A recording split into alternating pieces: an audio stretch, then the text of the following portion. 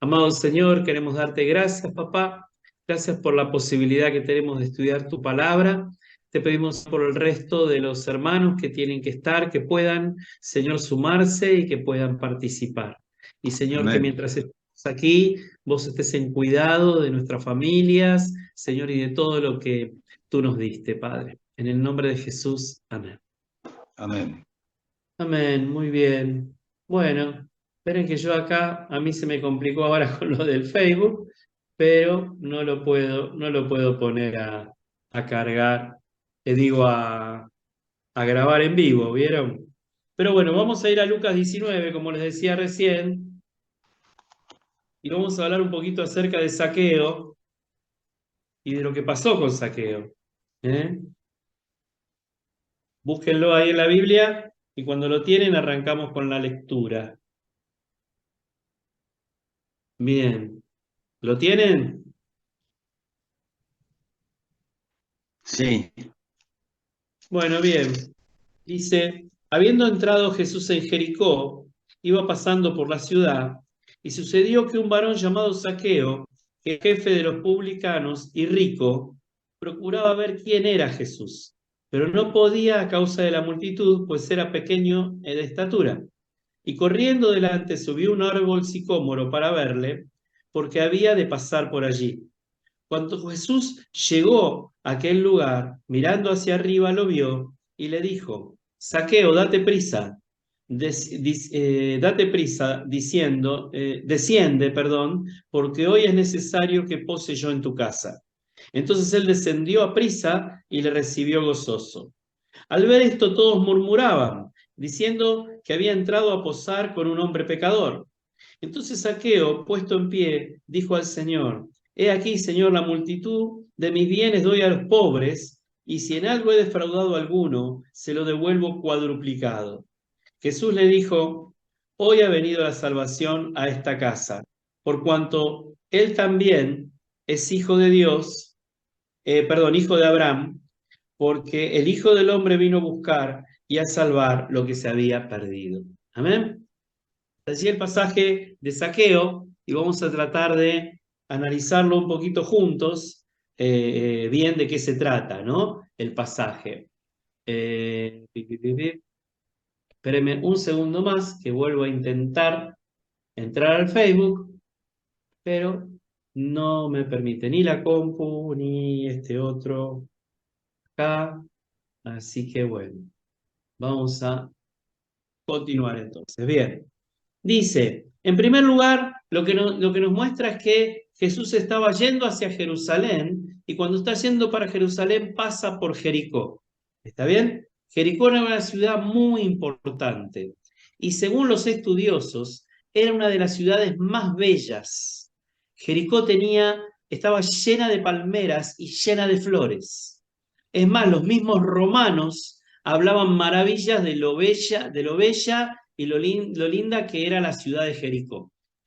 Entonces, una particularidad es que estaba en camino a Jerusalén, Jesús atraviesa Jericó y en ese atravesar Jericó se encuentra con este hombre, se encuentra con Zaqueo, que tiene la inquietud de conocer a Jesús. Seguramente él había escuchado hablar de Jesús, seguramente algo le habían dicho acerca de que era un sanador o acerca de que era un maestro, no sé exactamente qué es lo que habría escuchado Zaqueo, la cuestión que Zaqueo tiene interés de conocerlo.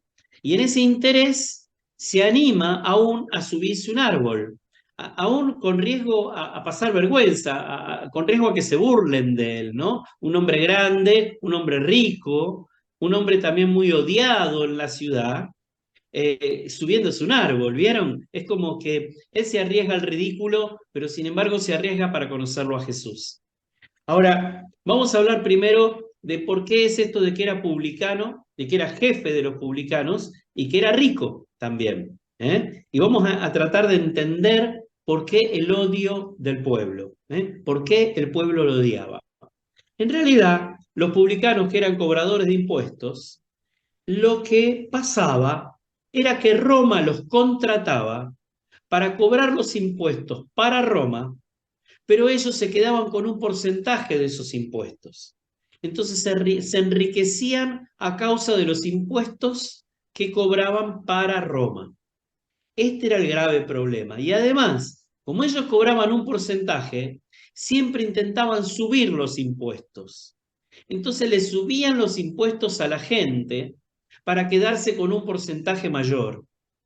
O sea, se aprovechaban de la gente y se aprovechaban de esta situación en la cual ellos tenían la autoridad, porque los soldados romanos estaban al lado de ellos, o sea, la gente tenía que venir a pagar los impuestos sí o sí, porque si no los soldados los iban a buscar a las casas, ¿no? Porque cada uno de los publicanos, de los cobradores de impuestos, tenía un listado de toda la gente que les tenía que pagar esos impuestos. Entonces, si no venían, los tenían que ir a buscar. Entonces la gente no le quedaba otra. Primero que pagar los impuestos, que sabemos lo que significa pagar los impuestos. Gracias a Roma y gracias a otros grandes imperios, nosotros hoy pagamos impuestos, porque esto fue establecido desde aquella época, ¿no? Y esta situación en la que hay que pagarlo sí o sí, porque Roma te lo impone, o sea, el gobierno te lo impone, ¿está bien? Entonces, pero ¿qué pasaba? Hagamos de cuenta que Saqueo vendría a ser una empresa privada dedicada a cobrar el impuesto municipal y a cobrar el impuesto de rentas. ¿Me explico? O sea, los impuestos que cobra el gobierno. Entonces, que esa empresa privada se estuviera aprovechando porque les queda un porcentaje y cada vez nos sube más los impuestos a nosotros, sin que el gobierno le pida que los suba. Esto es lo que hacían los cobradores de impuestos. Por eso es que la gente los odiaba y por eso es que eran ricos, ¿no? Porque se aprovechaban de los impuestos de la gente. Ahora podemos entender más claramente lo que pasaba con Saqueo, ¿no? Y que al ser encima jefe de los publicanos, o sea que era el que estaba a cargo de todos los cobradores de impuestos de esa región, evidentemente no lo querían ni ver al petizo. Pero encima petizo. O sea que no lo querían ni ver, pobre. Pero bueno, ya les digo, él se arriesga a la vergüenza, se arriesga a quedar de alguna manera, justamente en vergüenza, digo bien, y se sube al árbol igual. Se sube al árbol y intenta ver a Jesús. O sea, intenta por lo menos verlo, aunque sea hacia la distancia, ¿no? Lo interesante de esto es que Jesús no sabemos exactamente por qué entró a Jericó. Podría haber seguido a Jerusalén tranquilamente. Es muy probable que haya entrado a Jericó por Saqueo, porque es la única situación que Jesús vive en este momento en Jericó. Solo esta situación. Seguramente habrá habido otras situaciones que no están nombradas, como que muchos habrán sido sanados, como que muchos habrán sido liberados, porque cada vez que Jesús pasaba por un lugar, siempre, ¿no? Muchos serán sanados, muchos serán liberados, y él también hacía cosas por el bien de la gente, ¿no? Pero en realidad podríamos decir que entró a Jericó por Saqueo, ¿eh? Y realmente esto es muy impactante, es muy fuerte, pero posiblemente la importancia tenía que ver con que era jefe de los publicanos, porque era odiado por el pueblo y porque el pueblo también tenía que ver en él y los religiosos tenían que ver en él que Jesús había venido a salvar a los perdidos. O sea, con esto de que los religiosos, ¿no? Y el pueblo, no, ¿cómo va a ir a comer a la casa de un pecador? Decían ellos, ¿no? Fíjense que lo dice el texto. ¿Cómo va a ir a comer a la casa de un pecador? Bueno, Jesús lo que dice al final del pasaje es que él vino para salvar a los que estaban perdidos. O sea, justamente Saqueo era uno de los que entendía que estaba perdido. No quiere decir que los religiosos no estuvieran perdidos también y que no necesitaran a Cristo también. Lo que pasa es que no lo entendían, no lo comprendían. Ellos creían que con ser religiosos era suficiente. ¿Vieron? Pero bueno, entonces volvemos a la situación y volvemos a esto de que Jesús le dice, quiero ir a tu casa hoy. Entonces él inmediatamente imagino la situación, un hombre rico habrá ido a su casa criados, le había dicho que preparen la mejor comida, que preparen la mejor mesa, porque un maestro iba a venir a comer a su casa. O sea, imagínense la situación de Saqueo, ¿no? O sea, habrá querido preparar todo en 2 minutos para que Jesús llegue a su casa y sea bien recibido. Y evidentemente Jesús fue bien recibido, porque Jesús no se siente incómodo, en ningún momento expresa incomodidad en esta situación, sino todo lo contrario, ¿no? Es Saqueo el que, a tener a Jesús adentro de su casa, Esto, solamente esto. O sea, pensar que Jesús quiso ir a su casa cuando todo el mundo lo despreciaba. Pensar que Jesús entró a su casa. Y el solo hecho de verlo a Jesús dentro de su casa hizo que Zaqueo tuviera una actitud de arrepentimiento. Y lo primero que reconoce él es que su riqueza era mala vida. Lo primero que hace es reconocer que su riqueza es mala vida, porque dice, Señor, voy a entregar toda mi riqueza a los pobres. O sea, como diciendo, no me condenes. No, no, no, yo le entrego todo a los pobres. Porque él sabía que no había ganado bien ese dinero. ¿Me explico? Y entonces, lo primero que él dice, ¿no? Y la primera actitud de arrepentimiento que tiene es, dice, voy a entregar mi riqueza. Y además, si a alguien le he hecho mal o si con alguien he quedado en deuda, le voy a devolver 4 veces lo que le debo. O sea, como diciendo, por favor, perdóname. Por favor, Señor, perdóname. Y esta es la actitud que ve Jesús. Jesús ve un corazón arrepentido. Y lo único que hace falta para aceptar al Señor y para tener salvación es un corazón arrepentido. Es lo único que hace falta, ¿no? Y esto es lo que Jesús ve en Zaqueo. Y es impactante porque dice que después de que le dice, todos mis bienes daré a los pobres, ¿no? Y si en algo he defraudado a alguno, se lo devolveré cuadruplicado. Jesús mismo dice, hoy ha venido la salvación a esta casa. Inmediatamente Jesús determina la salvación de Zaqueo, porque ve un corazón arrepentido. Miren qué importante que es esto, ¿no? Por más que tal vez no hizo la oración que nosotros decimos habitualmente, Señor, te acepto en mi vida, te entrego mi corazón, Señor, te pido perdón por mis pecados, que en realidad esa oración no está en la Biblia. No sé si sabían que esa oración no está en la Biblia. Es una costumbre nuestra de llevar a la persona a rendirse delante del Señor. Bueno, Zaqueo se rindió sin que nadie le diga, repetí esta oración. ¿Está bien? Sin que Jesús le diga, repetí esto. No, no, simplemente hubo un corazón rendido. Y eso fue lo que vio Jesús. Simplemente hubo un corazón rendido y bueno, y esto agradó al Señor y fue maravilloso, ¿no? Que sea así. Espérenme un segundo porque estoy logrando ahora mismo poner para transmitir el... espérenme que tengo que cambiar la cámara y ya podemos empezar a transmitir por Facebook también esta lección. ¿Eh? Porque sé que hay gente que no está en la clase, no está dentro de la clase, pero que nos sigue por Facebook. Así que bueno, no quería dejar de lograrlo y lo logré. Ahí estamos conectados también por el Facebook. Bien, perfecto. No sé si ustedes me ven bien, porque yo veo mucho reflejo del sol atrás mío y no sé si ustedes me pueden ver la cara. Pero si no, no importa, no se pierden nada. Bueno, Todo ¿alguna bien. pregunta con... Bárbaro. ¿Alguna pregunta con respecto a saqueo? ¿O alguna reflexión? Bueno, bien. Creo que es muy, muy simple los hechos en sí, pero bueno, es interesante la parte histórica con respecto a lo que era un cobrador de impuestos, lo que significaba hacerlo, por un lado, y por otro lado, ¿cómo es? Espérenme un segundo, pues me acabo de dar cuenta de que ya la computadora estaba transmitiendo. Por el Facebook. Bueno, nada, sigo haciendo lío yo. Hoy estoy complicado con las redes. Pasa que no tuve tiempo de estar acá porque me tuve que ir a sacar sangre y hacer un análisis así de orina y de sangre y vine corriendo y entonces por eso es que se me complicó el tema. Bien, seguimos si les parece eh, con la parábola de las 10 minas. El pasaje siguiente, exactamente el pasaje siguiente. Dice, oyendo ellos estas cosas, prosiguió Jesús y dijo una parábola, por cuanto estaba cerca de Jerusalén, y ellos pensaban que el reino de Dios se manifestaría inminentemente. ¿Qué significa esto de que antes de seguir con la parábola? ¿Qué significa de que ellos pensaban que el reino se manifestaría inminentemente? ¿Saben lo que significa?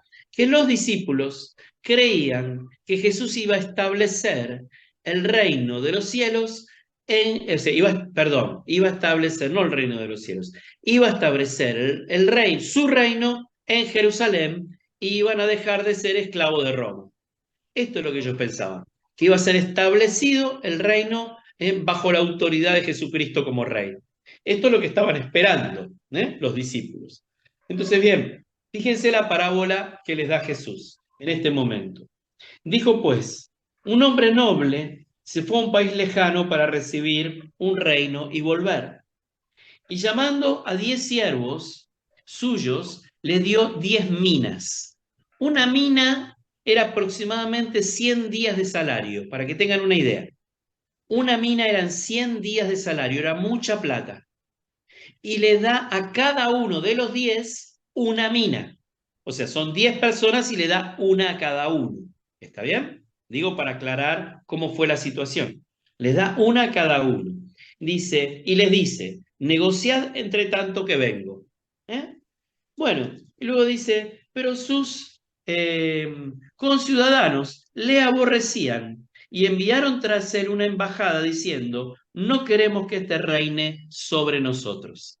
Acá había un problema extra, no solamente el tema de que él se iba de viaje y que le dio a los siervos suyos una mina a cada uno, una cantidad importante de dinero a cada uno para que lo hagan rendir. Esto es parecido a la parábola de los talentos, pero es diferente. No es igual a la parábola de los talentos.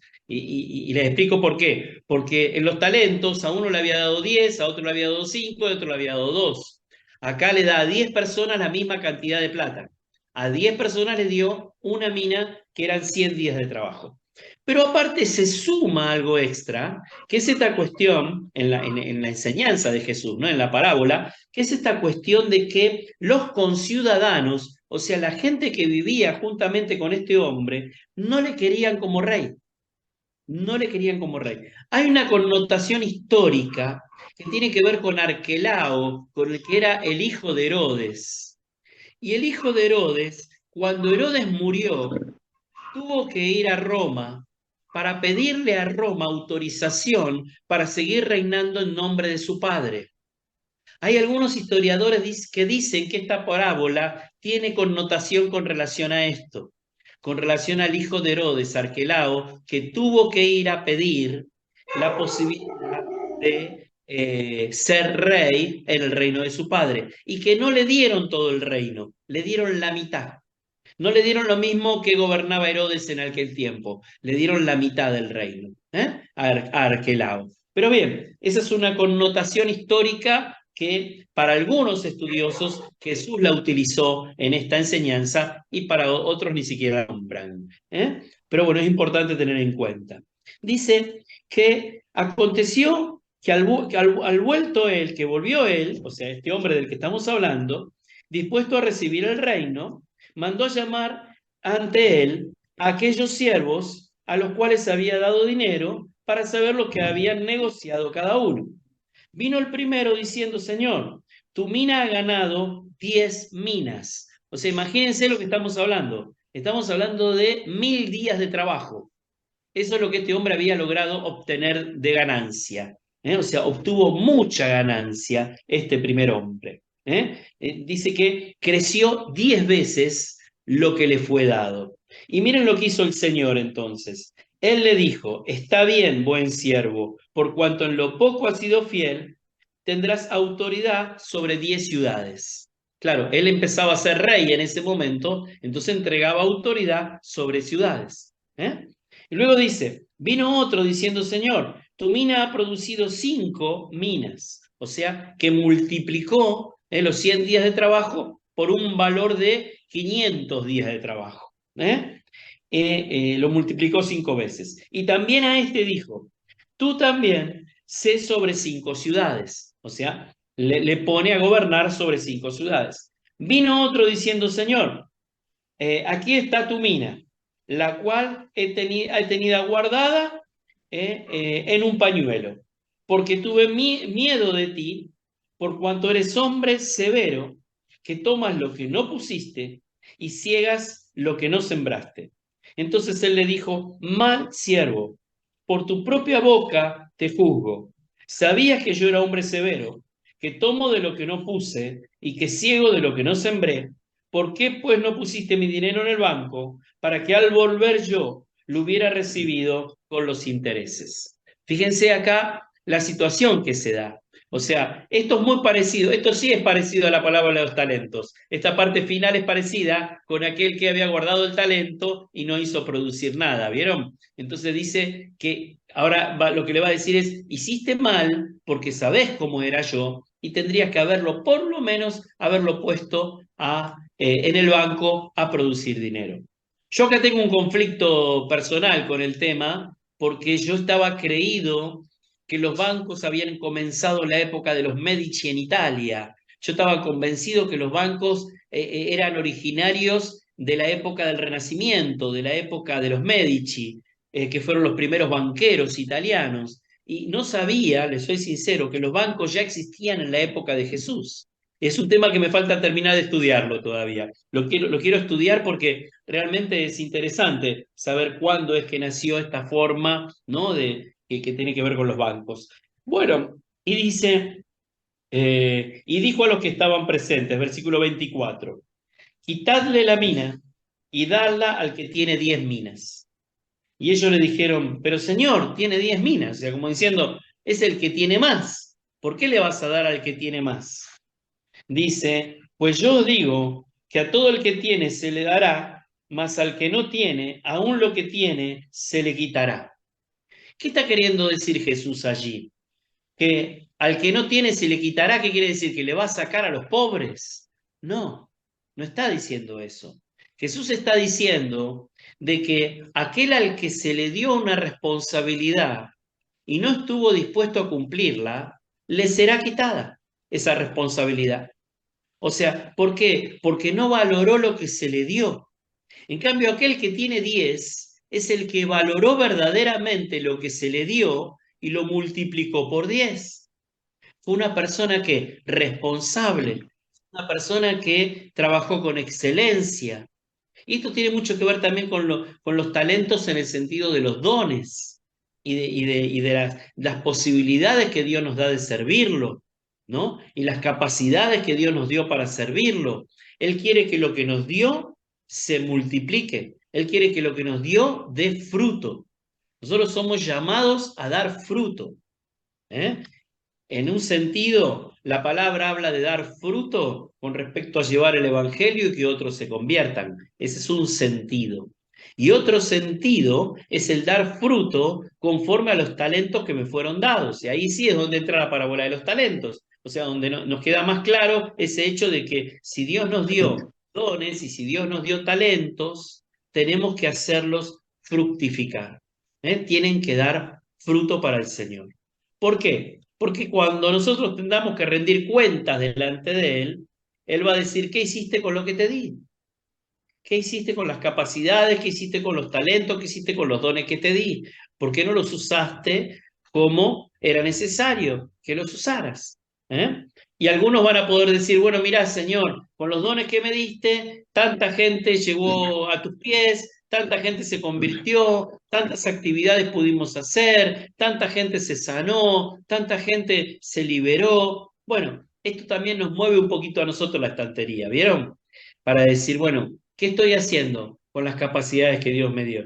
¿Qué estoy haciendo con mi tiempo? ¿Qué estoy haciendo con mis dones? ¿Qué estoy haciendo con lo que el Señor me dio? Tengo que lograr que dé fruto, porque si no, no va a rendir a mi favor, no va a rendir cuenta a mi favor. Simplemente el Señor dice, quítenle porque en realidad lo que le di no lo supo valorar y no lo supo multiplicar. ¿Eh? Entonces, esto es lo que está diciendo de alguna manera la parábola. ¿Está bien?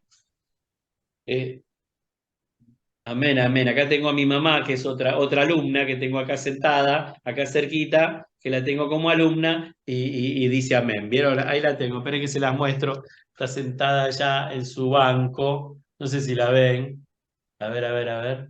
No. Sí, ¿La ven Sí, sí, ahí? sí, sí, la vemos, sí, sí. sí, Ahí sí, está está saludando. saludando. Ahí está, bueno. Bueno, nada, les decía que ahí estamos. Les decía que qué importante es que dé fruto aquello que nos fue dado, aquello que el Señor nos dio justamente para eso, para que dé fruto. Y después tenemos un hecho puntual y muy dramático, que es el hecho final, que es el último versículo de este pasaje. Y el último versículo es muy fuerte, porque fíjense que acá responde a este tema de que los conciudadanos no querían que él fuera rey sobre ellos. Entonces miren lo que dice. Y también aquellos, mis enemigos, que no querían que yo reinase sobre ellos, traedlos acá y decapitarlos delante de mí. ¡Wow! ¿Está bien? Así de fuerte es el asunto. O sea, aquellos que realmente negaron, aquellos que no quisieron, aquellos que rechazaron, simplemente irán al infierno. O sea, simplemente no tienen salvación. No hay manera. ¿Eh? Hay mucha gente hoy, lamentablemente, que sabe del Señor, conoce del Señor y simplemente le rechaza. Y a veces nosotros queremos ser más buenos que Dios y decimos no, porque sobre todo en los velorios, ¿vieron? En los velorios todos fueron buenos, nadie hizo nada malo. Yo nunca voy a entender dónde están los asesinos, los violadores, todo, porque en los velorios eran todos buenos. Pero la realidad es que el que sabe quiénes eran los buenos y quiénes no es Dios. Y el Señor sabe quienes rechazaron su reinado, quienes rechazaron su señorío y no lo quisieron para sus vidas. Y entonces simplemente dice, no tendrán salvación, tendrán condenación. Y condenación no es otra cosa que muerte espiritual. Entonces el ejemplo aquí es el mismo que morir, en este caso, como dice, decapitado, ¿no? O sea, por ahí suena fuerte porque parece una cosa, ¿no?, de asesinato, pero en realidad lo que está hablando es que no tendrán salvación, si lo vamos a analizar en ese sentido. Bien, bueno, no sé si hay algún comentario sobre este pasaje o alguna pregunta, algo que quieran compartir sobre el tema de esta parábola, ¿no? Que ya les digo, pues muy probablemente tenga una connotación relacionada con lo que fue el hijo de Herodes y el reino del hijo de Herodes, pero según algunos, según otros, no es así. Bien. Bueno, si les parece bien, seguimos avanzando. ¿eh? Vamos al pasaje que sigue, que tiene que ser, espérenme un segundo, acá. Vamos a ir a la unción en Betania, es cuando Jesús es ungido en Betania.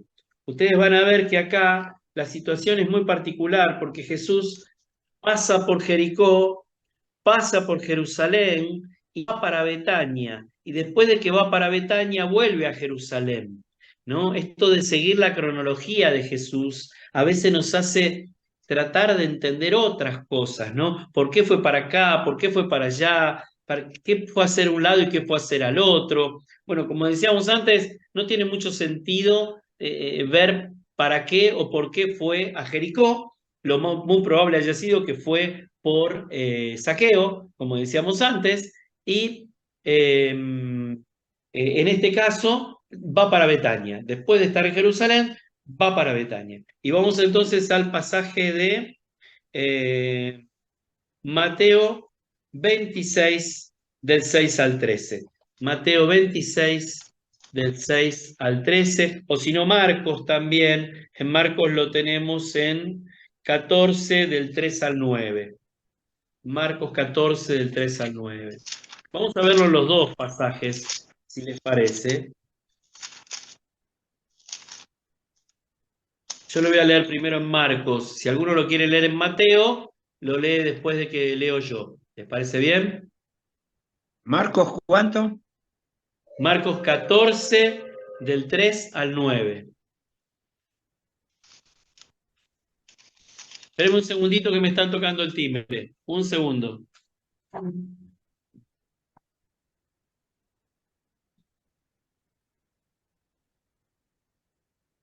Algo, dando clase, chicas. Y sí.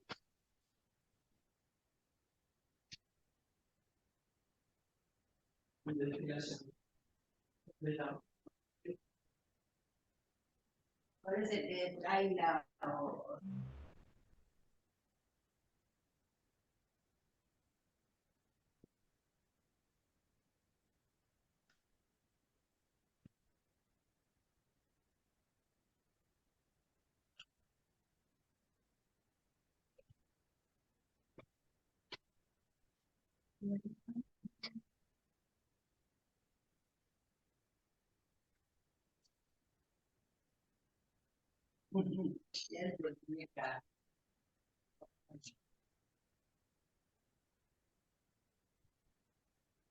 Hola, hola, perdón. Acá estamos, acá estoy de vuelta. Les decía Marcos del 3 al 9. ¿Está bien, Norberto? Sí, sí, sí. Marco del 3 al 9. Bueno, dice así. Dice, pero estando él en Betania, en casa de Simón el leproso, y sentado a la mesa, vino una mujer con un vaso de alabastro, de perfume de nardo puro, de mucho precio, y quebrando el vaso de alabastro, se lo derramó sobre su cabeza. Y dice, sí, versículo 4. Y hubo algunos que se enojaron dentro de sí y dijeron, ¿para qué se ha hecho este desperdicio de perfume? Porque podía haberse vendido por más de 300 denarios y haberse dado a los pobres, y murmuraban contra ella. Pero Jesús dijo, dejadla, ¿por qué la molestáis? Buena obra me ha hecho. Siempre tendréis a los pobres con vosotros, y cuando queráis les podréis hacer bien, pero a mí no siempre me tendréis. Esta ha hecho lo que podía, porque se ha anticipado a ungir mi cuerpo para la sepultura. De cierto os digo que donde quiera que se predique este evangelio en todo el mundo, también se contará lo que ésta ha hecho para memoria de ella. Fíjense qué detalle tan interesante, tan particular en la vida de Jesús y en este momento en la que él ya se está preparando para ir a Jerusalén definitivamente, donde después iba a ser ya apresado y después crucificado. O sea, esto ya estamos, ¿no?, llegando a momentos ya del arresto de Jesús en Jerusalén. Entonces, fíjense que si vemos la situación en un principio, nos damos cuenta de que él entra a Betania, a la ciudad de Betania, dice que entra a la casa de Simón el leproso. Era un leproso al que Jesús había sanado, que estaba nuevamente en su casa. Porque ustedes recuerdan de que los leprosos no podían vivir en sus casas, no podían vivir en el pueblo, tenían que vivir a las afueras del pueblo. No podían compartir con la gente del pueblo. Sin embargo, acá lo que vemos es que este fue un leproso que fue sanado por Jesús y que ya estaba en su casa de nuevo. Y Jesús va y mora en la casa, en la casa de Simón. Y dice que estaba sentado a la mesa. Y vino una mujer con un vaso de alabastro con perfume de nardo puro. Esto significaba dos cosas muy importantes. Un valor muy grande, porque el vaso de alabastro era un vaso muy particular y muy valioso. Yo tengo un vaso de alabastro que me lo trajeron de Israel, que después se los muestro, y que realmente es precioso porque es como si fuera un mármol, pero es transparente. Es casi transparente, se puede ver la luz a través del vaso, ¿no? Es un vaso muy particular, el material es muy especial. Y al mismo tiempo el perfume que tenía dentro, que era perfume de nardo puro, como dice aquí, era un perfume muy caro. Entonces, claro, los discípulos que siempre andaban viendo de dónde iban a tener para comer y de dónde iban a sacar para esto y dónde iban a sacar para lo otro, cuando ven que esta mujer derrama todo ese perfume, evidentemente cuando lo olieron se dieron cuenta qué perfume era, porque no tenía una etiqueta que decía la marca y que decía perfume de nardo puro, clase A, clase B, nada de eso. O sea, evidentemente lo olieron y se dieron cuenta qué perfume era y qué calidad de perfume era, ¿no? Entonces empezaron a quejarse de por qué esta mujer hizo esto, lo podríamos haber vendido y podríamos haber tenido la plata de esa venta. Bueno, la realidad es que Jesús simplemente lo que les dice es, están totalmente equivocados. Esta mujer hizo lo que tenía que hacer. Es más, es probable que Jesús haya ido a Betania para ser ungido por esta mujer. Lo más increíble de todo esto es que esta mujer es una desconocida. Nunca se dice su nombre y en ningún otro pasaje de la Biblia aparece. O sea, nadie sabe quién fue esta mujer. Sin embargo, Dios quiso que Jesús pasara por Betania en ese momento. Dios quiso que Jesús fuera ungido con ese perfume. Y Jesús aclara a los discípulos, ella me está preparando para la sepultura. Imagínense que los discípulos no entendían nada de lo que decía Jesús, porque ellos pensaban que él iba a Jerusalén para conquistar Jerusalén y para establecer el reino de Israel. O sea, ¿de qué sepultura nos estás hablando? No lo entendían. Y sin embargo Jesús ya les está hablando verdades que ellos iban a tener que asumir y que iban a tener que comprender, ¿no? Dice, me está preparando para la sepultura. Y acá es donde él aclara también esto de que, de cierto les digo, que donde quiera que se predique este evangelio en todo el mundo, también se contará lo que ésta ha hecho por memoria de ella. Acá tenemos dos cosas importantes para analizar. La primera es que Jesús ya está profetizando y ya está declarando que el Evangelio, o sea, que las enseñanzas de él, la buena noticia que significa la venida del reino de los cielos a la tierra, va a ser predicado en todo el mundo. Esto es lo primero que dice Jesús. Cuando este Evangelio sea predicado en todo el mundo, o sea, le está diciendo que así va a ser, le repetimos el pasaje, donde quiera que se predique este Evangelio en todo el mundo, ¿eh? También se contará lo que ha hecho esta mujer para memoria de ella. Y ese es un detalle. Ese es un detalle que tuvo en cuenta el Señor simplemente para honrar a esta mujer que es una desconocida, para honrar a una mujer que nadie sabe quién es, que nadie tiene idea quién es.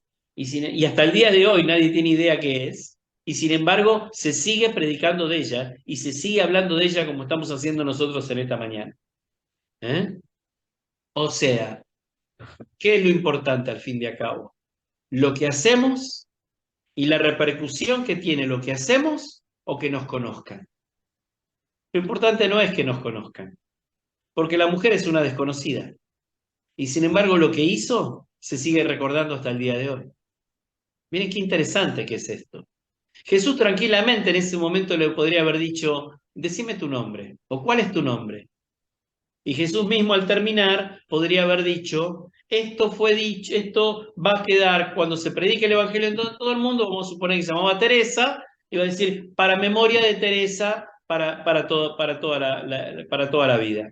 Para memoria de Teresa, mientras se predique el Evangelio sobre la tierra. Ni siquiera dice el nombre de pila, ni siquiera dice hija de quién es, cosa que era importante en aquella época, porque a veces se hablaba de las personas hablando como hija de este, o hijo de aquel, o hijo del otro, sobre todo con las mujeres, porque eran costumbres de aquella época. Y sin embargo, ni el nombre siquiera. Yo creo que Jesús acá está dando otra gran enseñanza. Está diciendo, lo que esta mujer hizo es importante. Lo que nosotros tenemos para hacer es muy importante. Lo que nosotros tenemos para hacer por él, hoy no tenemos que ungirlo para que vaya a la sepultura, obviamente, pero todo lo que hagamos por él y para él es importante. Y si lo relacionamos con lo que dice primero, cuando este evangelio sea predicado en todo el mundo, también se va a hablar de esta mujer. Nos está diciendo también a nosotros que este evangelio tiene que ser predicado en todo el mundo. O sea, tiene que ser predicado en todas partes. Y él lo está profetizando, porque él está diciendo, así va a ser. Este evangelio va a ser predicado en todo el mundo. Y van a recordar lo que hizo esta mujer por mí, que tomó ese perfume tan caro y lo tiró sobre mí para prepararme para la sepultura. Hasta allí el texto puntual, específico, que tiene que ver con esta mujer. ¿Vieron? Pero bueno, no sé si les trae alguna reflexión o si quieren compartir algo o preguntar algo sobre este texto. Nada, todo clarito, todo bien entendido. Clarito. Bueno, bueno, me alegro. Me alegro que sea así. ¿Perdón? No, ¿Qué que sí, que decías? está bien, que está bien clarito, digo.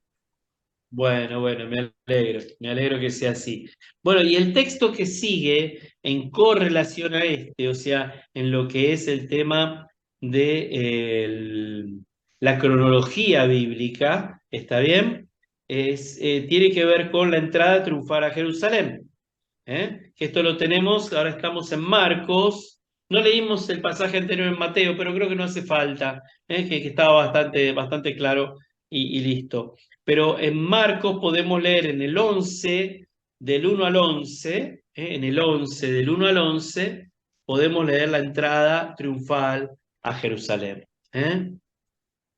Ahí ustedes se están dando cuenta de este problema que tuvieron los escritores bíblicos, que no siguieron el orden cronológico. Porque uno podría decir, ¿cómo Marcos escribe primero de la entrada a Jerusalén, que lo tenemos en el capítulo 11, y escribe después en el capítulo 14 de que fue ungido en Betania? O sea, ¿cómo si primero fue ungido en Betania y después fue para Jerusalén? Bueno, ahí está el problema de que los evangelios no están narrados en orden cronológico, por eso es este tipo de estudio que estamos haciendo.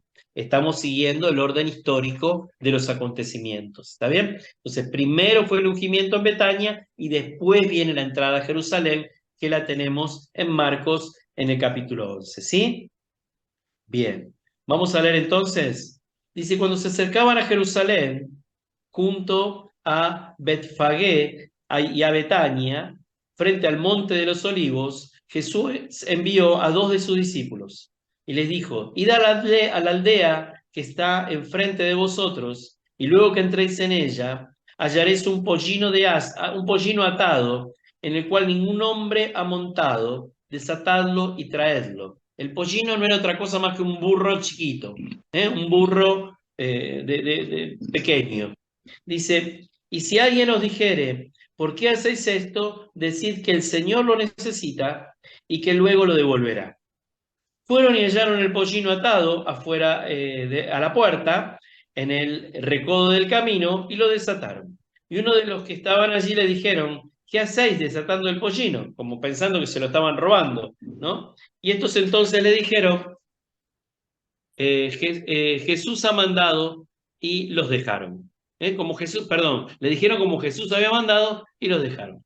Y trajeron el pollino a Jesús y echaron sobre él sus mantos y se sentó sobre él. También muchos tendían sus mantos por el camino y otros cortaban ramas de los árboles y las tendían en el camino. Y los que iban delante daban voces diciendo, Hosana, bendito el que viene en nombre del Señor. Bendito el reino de nuestro padre David que viene, hosana en las alturas.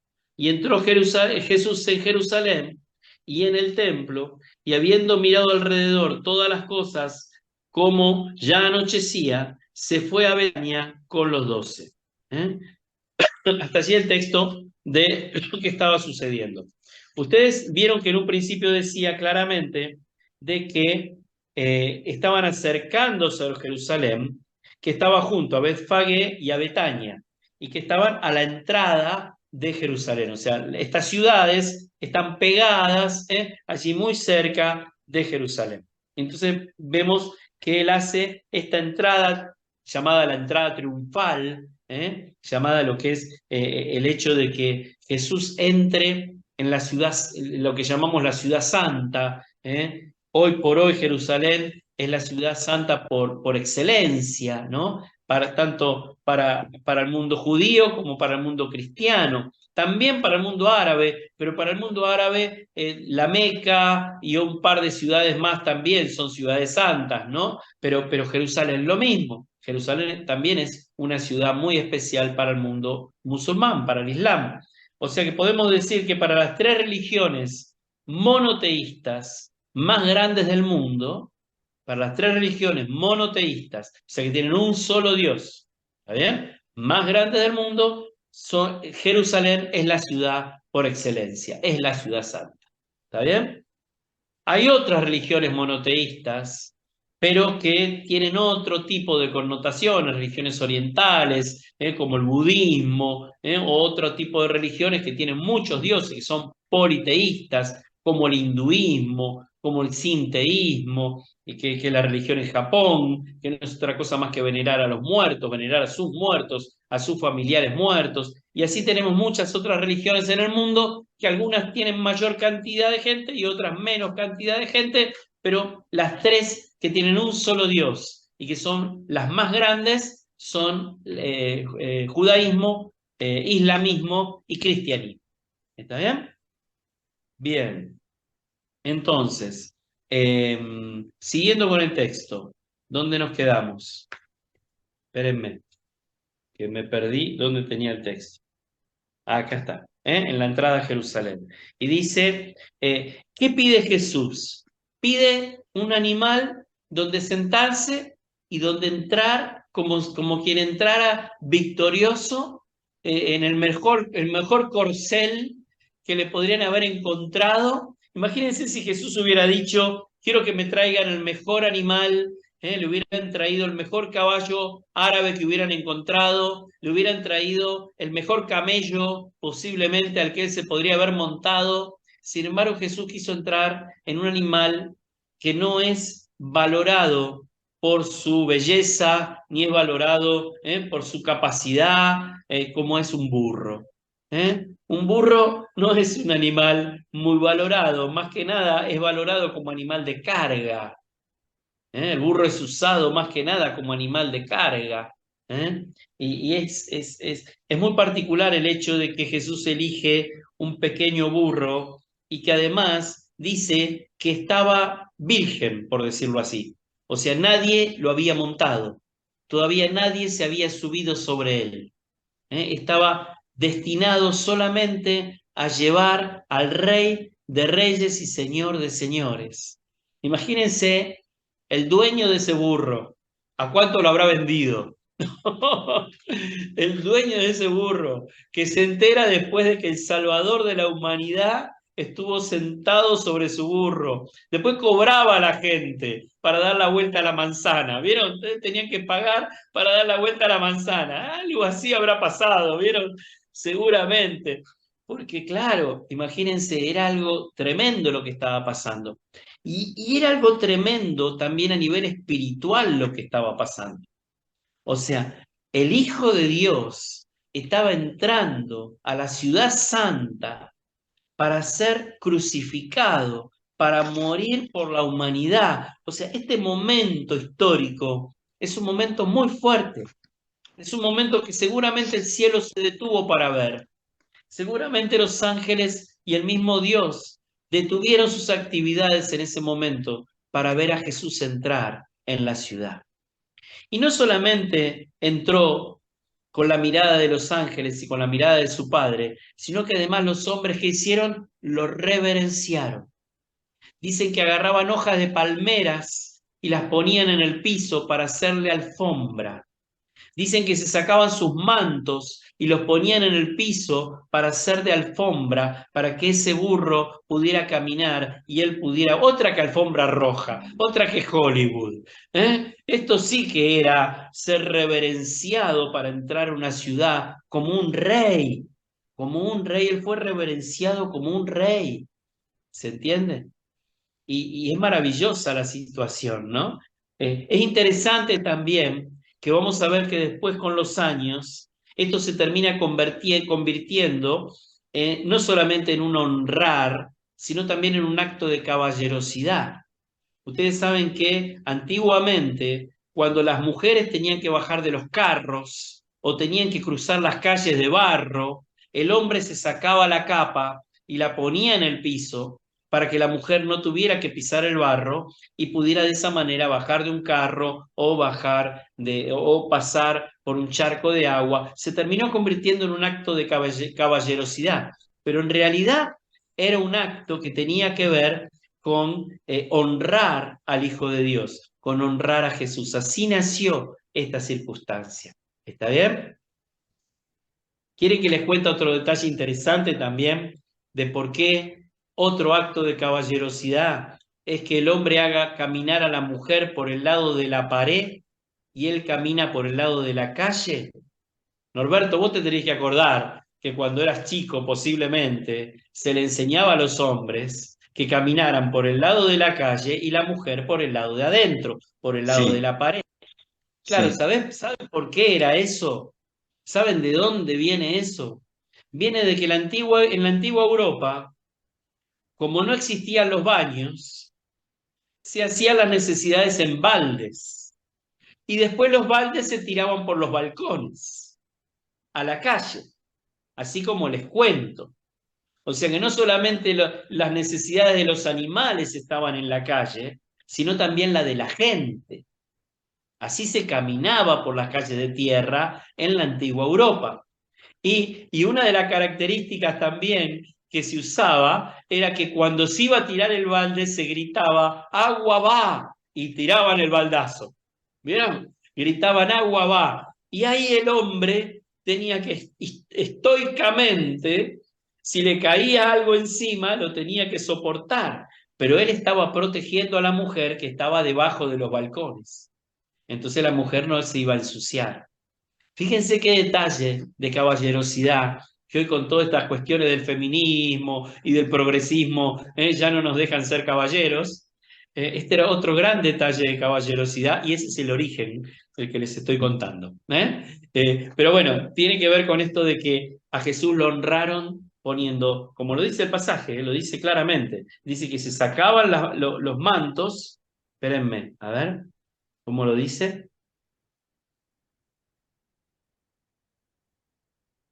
Acá atrás, acá atrás. Espere que doy vuelta a la hoja, si no me pierdo. Tendían sus mantos, versículo 8. También muchos tendían sus mantos por el camino y otros cortaban ramas de los árboles y las tendían por el camino. Y los que iban delante de él que venían detrás, daban voces diciendo, Hosana, que es bendito el que viene en el nombre de Dios. Bendito el que viene, bendito el que entra, bendito el que está viniendo, bendito el que está entrando. Él está entrando en la ciudad. Él está entrando en la ciudad y todos ellos están creyendo que Él viene a conquistar la ciudad. Todos ellos están creyendo que Él viene a restablecer el reino de Israel cuando no entendían ni jota de que el reino de Jesús no era natural, sino que era espiritual.